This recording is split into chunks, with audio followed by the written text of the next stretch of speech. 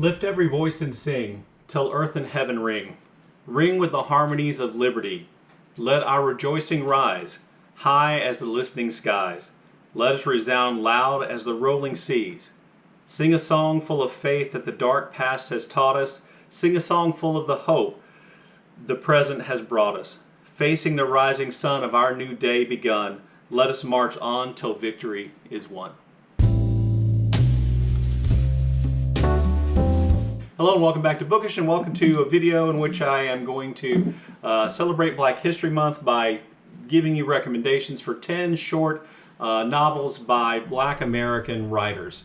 I begin this by reciting the opening lyrics for Lift Every Voice and Sing, and I'll leave a link to the performance of that song which took place at the Super Bowl this year. I know that it wasn't on the broadcast or part of the broadcast in every single place, and it's a beautiful rendition of a beautiful song, and so I'll leave that for you in the show notes down below. So real quickly, I just want to go through 10 short books to kind of help you celebrate Black History Month. These are not history books, even though we often know that fiction deals with the historical past in a different way than history does, or that strictly academic or even popular history does. And I think all these books are by great writers and are all interesting, and you can probably guess some of the authors that are going to be on my list. I want to start off by recommending any novel really by Chester Himes. This is A Rage in Harlem, which I read along with Real Cool Killers. Those are the only two books by Chester Himes that I've read, but he is a great writer. He writes kind of crime fiction about these two really tough-nosed New York detectives who are black and who use, maybe extrajudicial ways of kind of solving crimes, but it really kind of focuses on life in Harlem and some kind of really intricate kind of criminal activities and how those detectives go about solving them. My second short book I would recommend is actually a book of short stories, and that's a collection of stories called Lot by Bryan Washington. Bryan Washington lives here in Houston, and these stories are all set in Houston neighborhoods, and I believe most of them, the titles of most of them have to do with geographic features or areas of Houston. I think there's some brilliant stories in here that really kind of show oftentimes the life of impoverished inner city and LGBTQ people living in Houston that I think would speak to lots of people. I just think it's an excellent collection. Like all short story collections, there are some that are better than others, but on the whole, I think they're of high quality. I'm sure I've recommended this book before. That's Toni Morrison's A Mercy. So A Mercy is kind of set in American colonial times. It deals with the issue of slavery, but also the issue of how American colonial settlers dealt with indigenous Americans. In lots of ways, the plot of this touches on some of the same things that the plot of Beloved touches on, but this is probably told in a much more straightforward way. I know a lot of people struggle with the way in which Beloved is written and structured in flashbacks. This is told in a much more straightforward way, and it might be kind of a good accessible point for you into the work of Toni Morrison.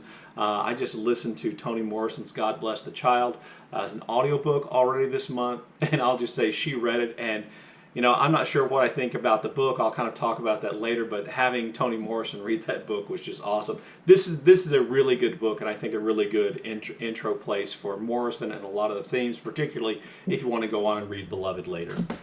I don't think anybody will be surprised to find that Kindred by Octavia E. Butler is on this list. This has to be one of the most recommended books on BookTube, and so I just wanted to kind of make sure. I thought it's been a long time since I talked about it. I just want to make sure that I added my voice to say what an excellent book this is. This is a book about a woman, a black woman, who is married to a white man who lives in the 1970s, who gets carried back in time to colonial Maryland, I believe, where she has to interact with white slave owners and other enslaved people, and it really gives, I think, a brilliant depiction of slavery and the way it worked, the particular danger that black enslaved women faced during this time period, the kind of casual violence, the lack of any kind of safety for enslaved people. I think it depicts that brilliantly in a kind of Afrofuturism or a futuristic kind of science fiction setting. Just a great book. Also, probably no surprise, another American classic on this list is Their Eyes Were Watching God by Zora Neale Hurston.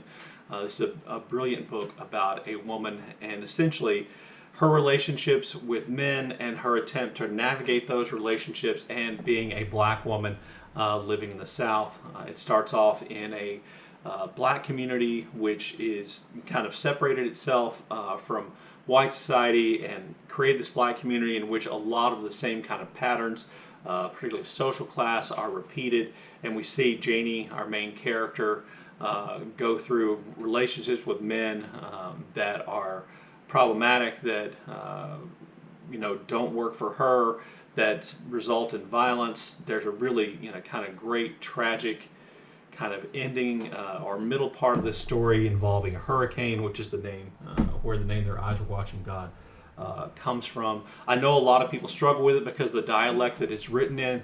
I really think it is worth that struggle.